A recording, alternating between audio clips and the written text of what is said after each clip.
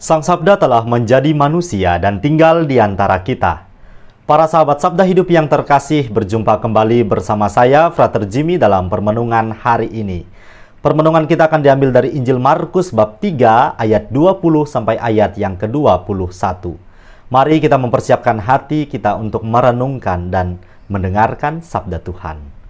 Dalam nama Bapa dan Putra dan Roh Kudus. Amin.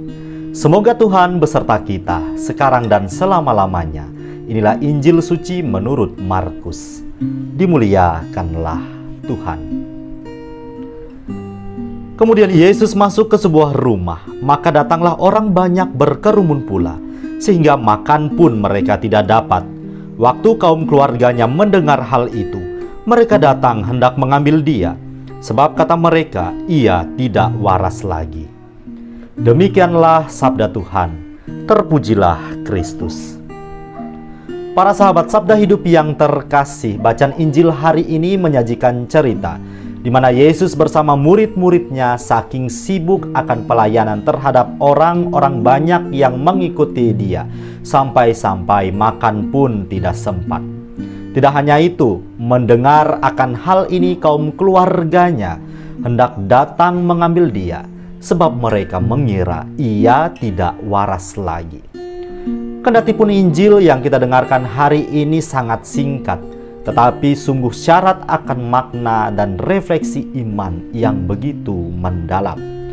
Sejak Yesus tampil di hadapan publik dengan karya-karyanya yang menakjubkan, kehadirannya sungguh menyita perhatian khalayak ramai, sehingga banyak orang berbondong-bondong mengikuti dia kemanapun ia pergi.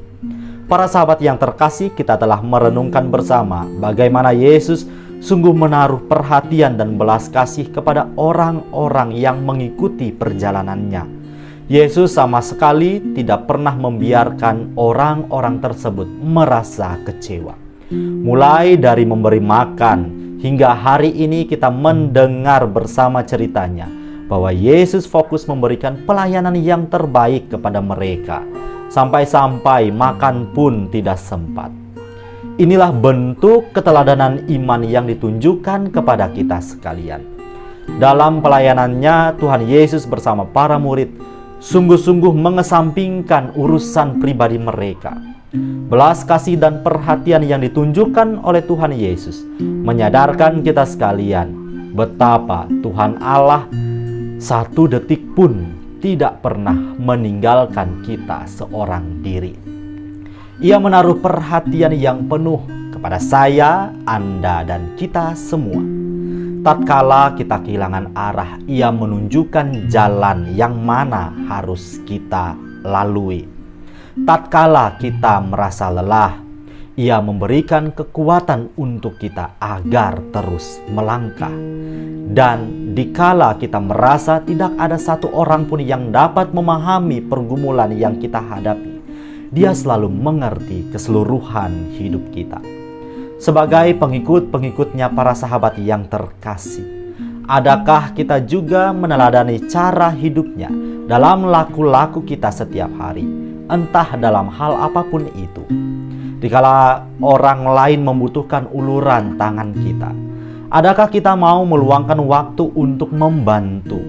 Atau kita enggan dengan aneka alasan kesibukan hidup kita?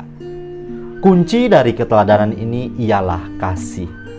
Hanya dengan kasih kita mampu memberikan perhatian kepada orang lain. Dengan kasih kita dapat mengampuni kesalahan orang lain. Dan dengan kasih pula kita berani berkorban untuk lingkungan dan orang-orang yang ada di sekitar kita. Hanya pribadi-pribadi yang memiliki kasih dalam dirinya lah yang sungguh sampai pada refleksi bahwasannya Tuhan hadir dalam diri sesamaku.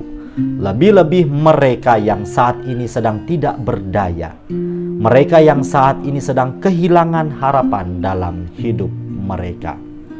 Semoga para sahabat yang terkasih, kita sekalian dimampukan untuk menjadi saluran berkat Tuhan dimanapun kita berada.